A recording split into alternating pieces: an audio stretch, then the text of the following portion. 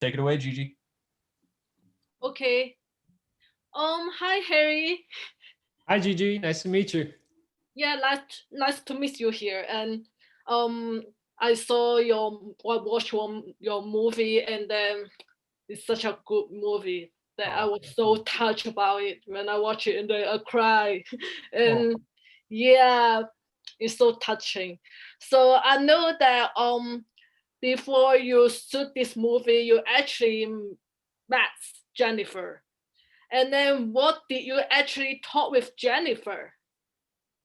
Yes. So before we shot this movie, I was shooting another film, so I didn't get to meet Jen until later in the movie, probably like 2 to 3 weeks into shooting. And Jessica Rothe, who was my co-star, she got to have really in-depth conversations with Jen, and that really helped me because I got to pass that down, and even videos and pictures that she shared was very helpful. But when I got to talk to her, she watched the wedding vow scene, which was really, really scary, but ultimately it was a wonderful experience to have her there, and to also, it was very comforting to know that we were, heading towards the right direction. And we sat down and had dinner and talked a lot more. And she is just like a hero of mine, just the courage and to be able to still talk about this and her ultimate goal of just showing people who Saul was, and that and their message on hope, and to deliver that to as many people as possible through this film was really, really great that I can be even a small part of it. So what do you think about Saul? I think Saul is, from what Jen has said and through the research that I've done, Saul was someone who was always trying to find the humor in things, trying to find the positive parts of things that might not be looked at, and looking things and turning it around and seeing it in different views.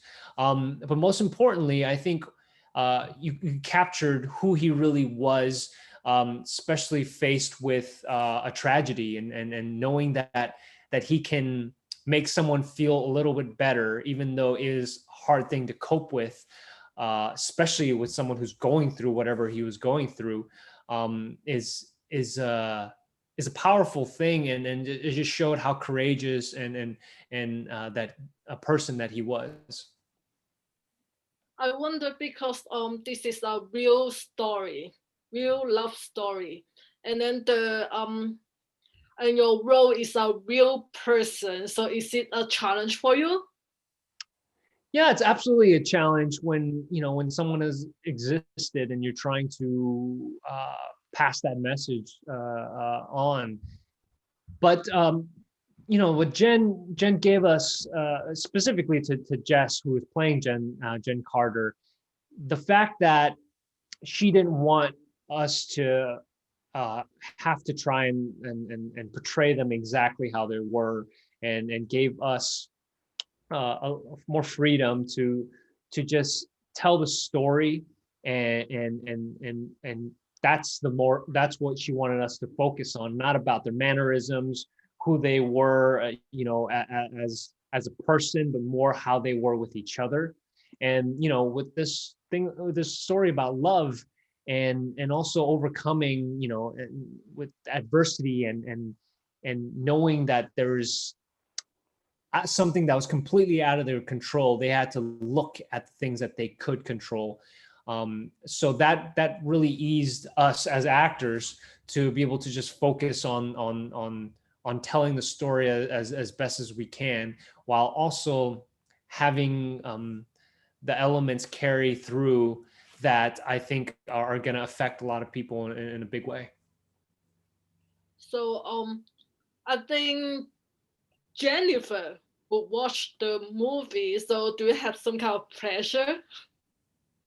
Yeah, there's always pressure when when someone that you want their approval, specifically when it's about them. But, you know, like I said before, she really allowed us to have this freedom to tell the story. And you know, I talked to her recently, and you know, it was really great to hear that she did really love the movie. And you know, at the end of the day, the biggest message was to show Saul as someone who we can all gain inspiration from, especially someone who's like, just anyone who's like climbed this mountain and was able to do it with a smile on their face, a treacherous mountain, and continue to care about others at the same time, and before more so than themselves at moments. Do you think like also it's kind of inspire you and your life a little bit? Oh yes. After filming the movie, you know, I think I called a good amount of people and just, you know, told them I love them. And in a lot of ways, you know, you kind of look at the things that you took for granted. Something as simple as taking a breath, you know, breathing in, or just having whatever you have in your life that, you know, you kind of looked at as it's just completely normalized. And, you know, and not to even talk about materialistic things, but just having someone to be able to check up on you, and then knowing that, or they're asking for your advice, and then just having, instead of giving advice, it's just sitting there and listening, and taking in people's what they're going through, and using that time as a bonding mechanism to draw us closer. Because at the end of the day, all we have are connections. You know, material things kind of go in and out, but our connections last a lifetime, and create memories that can last a lifetime. Because I look at your history a little bit, and I know you have like worked with many different people, and I think this one you are the lead actor. So what do you feel? I feel extremely fortunate to take on a role that it's centered around these two strong and heroic people. And, you know, that's what I take away from. I look at, you know, there's no small roles, only small actors. You know, you take, you know, when you start off in your career, you take what you can and you try and make the most out of it. Which it says a lot about also what this film kind of has. It's like, well, if you're handed a little bit of something, what can you make from it, right? And, you know, whether you say you're making lemonade out of lemons, or just not taking things for granted, living your life to the fullest. There's all these sayings, but I think it's getting to the heart of why I was able to why I'm able to look back at my career and know that those little moments helped strengthen me and allowed me to make better decisions moving forward in my career, and even on set, and finding the patience and the art of collaboration. I think it's an art to that. It's not just something that you pick up. There's definitely an art to that, and also knowing that, just being present and just feeling alive, so you can react to that person in front of you or around you. Yeah, because last time you was in Crazy Rich Asian is the full Asian cast, and this time you are the only Asian role here. So do you feel a kind of difference?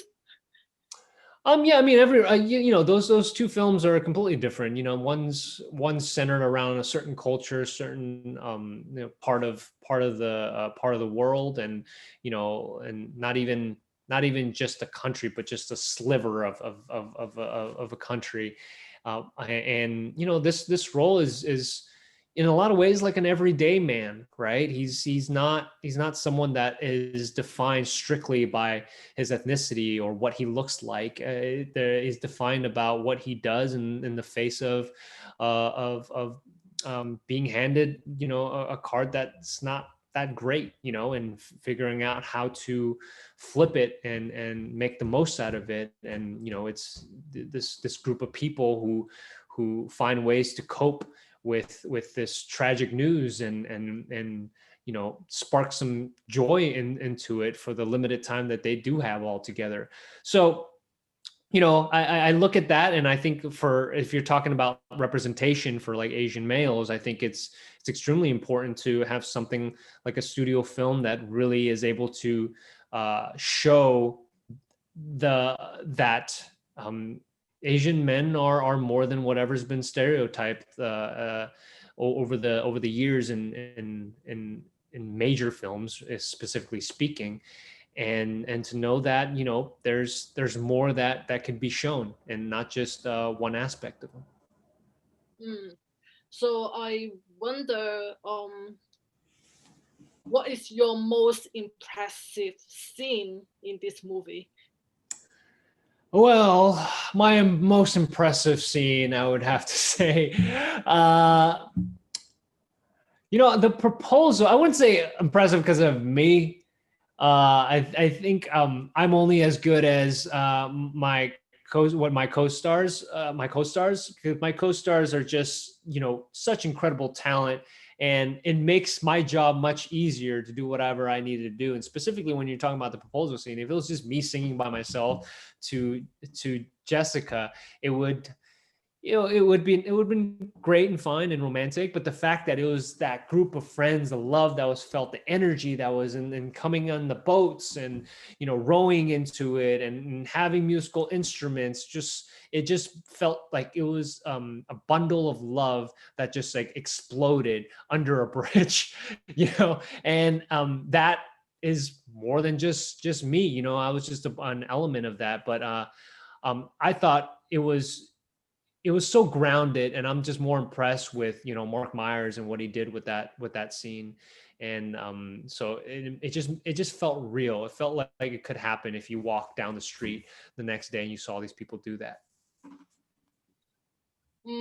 Because I wanted to confirm a thing with you, because I did a little bit research about you, and I think it's your first time to be the leading actor, right? I hope I found it out correctly. Gigi, this is my 5th time. No, I'm just kidding. This is my first time. Yes, it is my first time. Yeah, it is. You're right. You did good research. You did good research. Yeah, so it's kind of different we have to celebrate it, I think. No, absolutely. Yo, look, we do have to celebrate, and I hope that it's not the only celebration. I hope that it continues. We could celebrate more in the future, and you know, I think going down the pipeline of things that are happening, I just hope it's not for reasons to just check the list, like a diversity list or whatever it's called, but more so on the fact that, you know, we can give actors like myself who've been in it for a while, and new young actors that are starting up, to these opportunities to just play these everyday man, you know, and someone that is going through struggling that affects a lot of people. And also, I think just as importantly, movies that we have already, like The Farewell and Minari, I think those need to continue.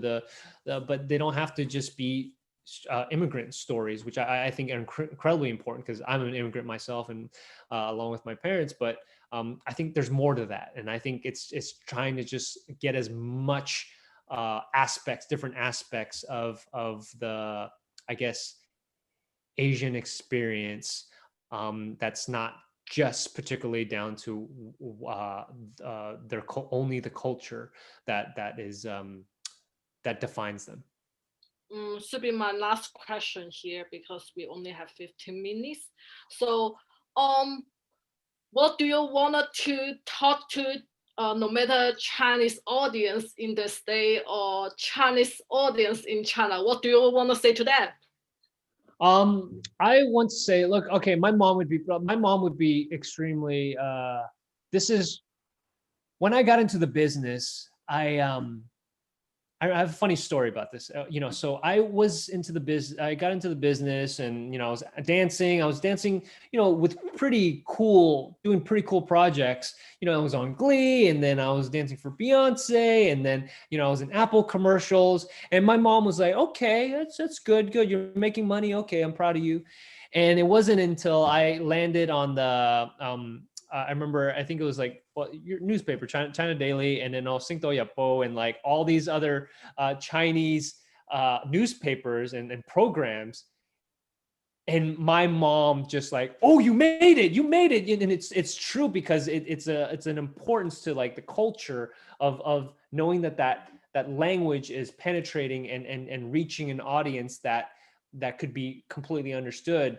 And so for me, for the Chinese audiences and Asian audiences, I think it's important to just come out and watch the film and support and just celebrate. And hopefully, if you might not see the story that's being told with this particular story, it can resonate in other ways than just representation. It could just resonate in just finding things of the little things that you can live your life to the fullest.